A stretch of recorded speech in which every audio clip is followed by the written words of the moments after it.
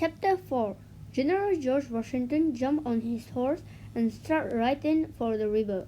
Nellie ran alongside them, asking questions and taking notes with one hand and snapping pictures with the others. "Don't take my picture yet," cried the father of our country. "Let me put my hat on first.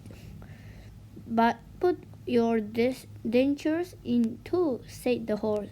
Click. Nellie got a photo of George Washington riding a horse and putting in his dentures. "Oh man, Ben Franklin's gonna make fun of me if you bring that." "Here, let me take one," said George Washington. He grabbed the camera from Nellie, pointed it at himself, and invented the selfie. The picture turned out so well that it's now printed on the one bill. George Washington handed the camera back to Nellie, who was still running alongside him and his horse. Luckily, it was a pretty slow horse.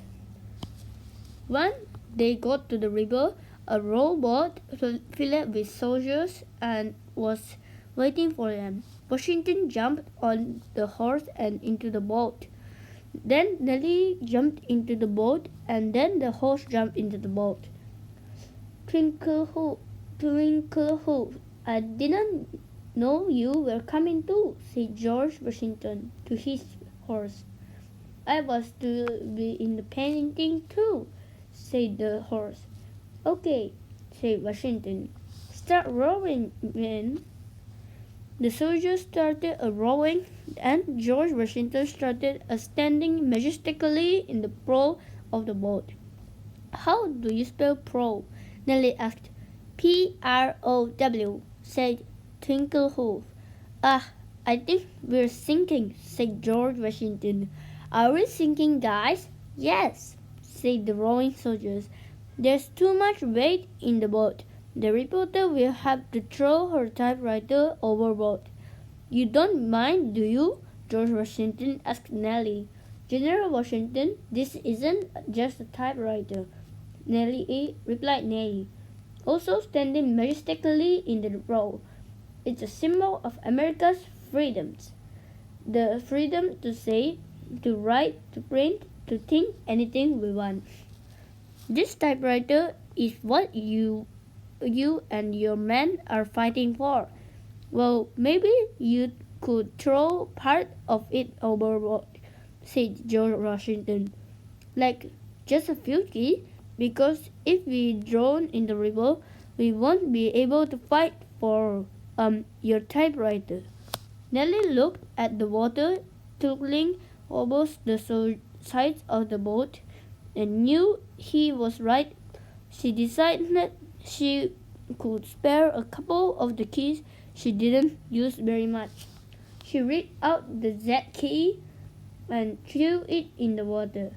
"Still sinking," said the soldiers. She tossed out the Q and the J key. "Still sinking," said the soldiers. She dumped the P and the W. "That's better. One more should do it," said the rowing soldiers. "I guess I don't use the K very much," she thought. Before she could do anything, George Washington yanked out one of the letters and threw it into the river. "What letter was that?" gasped Nellie. "Just the E," said George Washington. "No!" shouted Nellie. "E is the most frequently used letter in the English language," explained Twinkleheels. "Gee, I never ever needed it myself," said George Washington.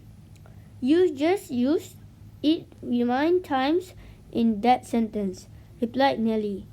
"Egad!" he exclaimed. "We've stopped sinking," said the soldiers, "and we made it across the river." George Washington started to step out of the boat. "Wait!" shouted an artist on the shore. "Could you roll back out in the middle again? I'm not done painting you yet."